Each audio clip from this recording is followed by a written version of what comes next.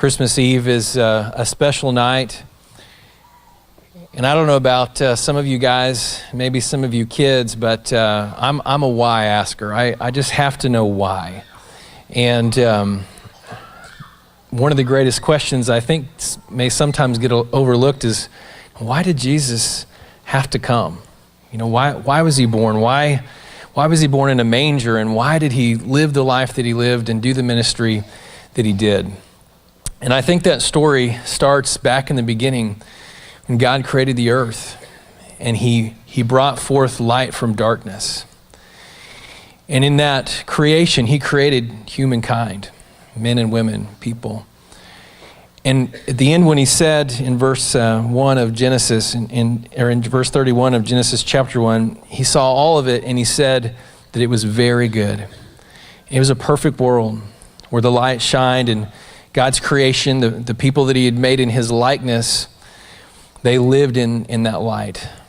But we know what happened then. The prince of darkness came and he deceived Adam and Eve, and they sinned, and they let that darkness cover up the light. And so finally the world became so wicked, God destroyed it with a flood. But he spared one family. He spared Noah's family. And when he did that, he started over. And he made a promise that he wouldn't destroy the world again with a flood. But he had to make things right.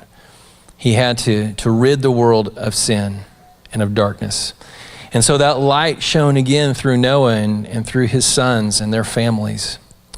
But then time went on and people walked away from God, and they tried to build a huge tower, in fact, to go against what God told them to do, to spread out through the earth. And so he confused their languages, and pretty soon a man named Abraham is born. And I want to read what God said to Abraham. It's found later on in Genesis in chapter 17. In verse 3, it says, Abram, who before God changed his name, that was his name, Abram, he fell face down and God spoke with him. And he says, as for me, my covenant is with you, and you will become the father of many nations. And your name will no longer be Abram, but your name will be Abraham. For I will make you the father of many nations, and I will make you extremely fruitful, and I will make nations and kings come from you. And through Abraham, God began a new work, and he promised that he was going to bring about many nations through him. So Abram had a son named Isaac, and then Isaac had a son named Jacob, who was the father of the nation of Israel. And God said, I'm going to create a people, I'm going to create a nation in the midst of the darkness to be the light of the world.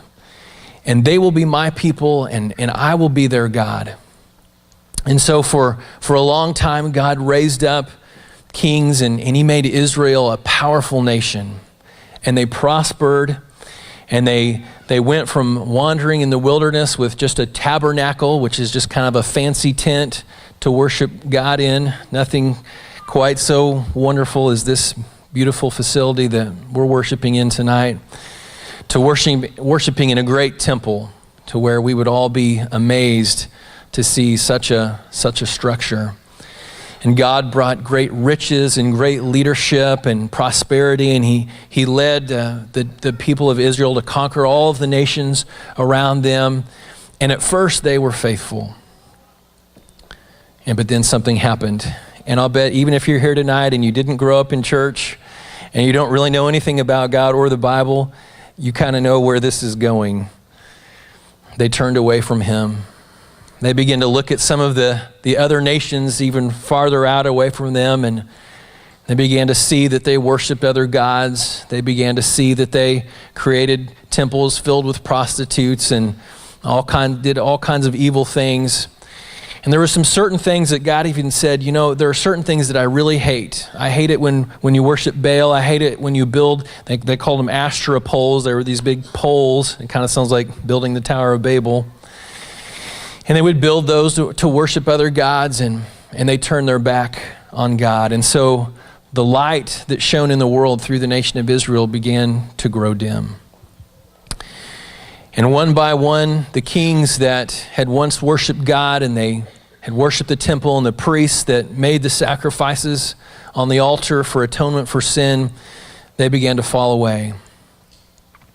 And eventually a civil war erupted, and Israel broke up into two nations, Judah and Israel. First Israel was conquered, then Judah.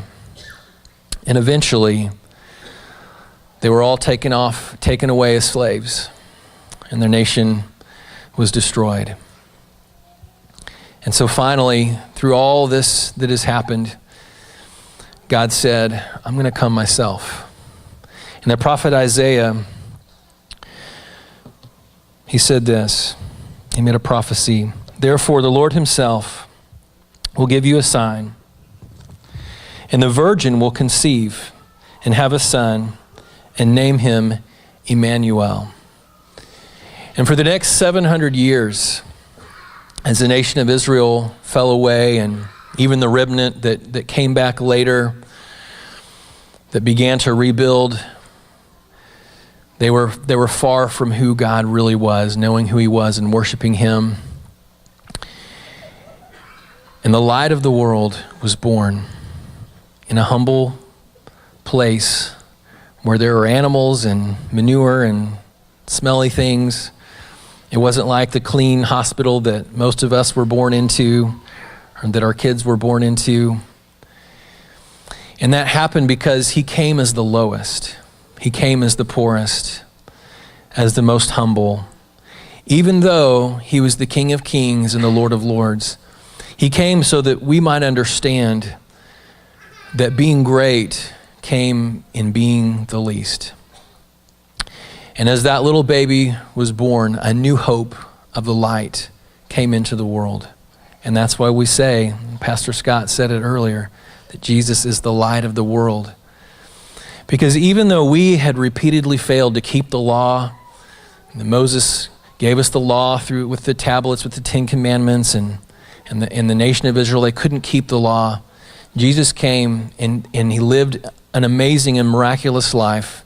And then he died on the cross for our sins as that sacrifice that we stopped making, we as humans.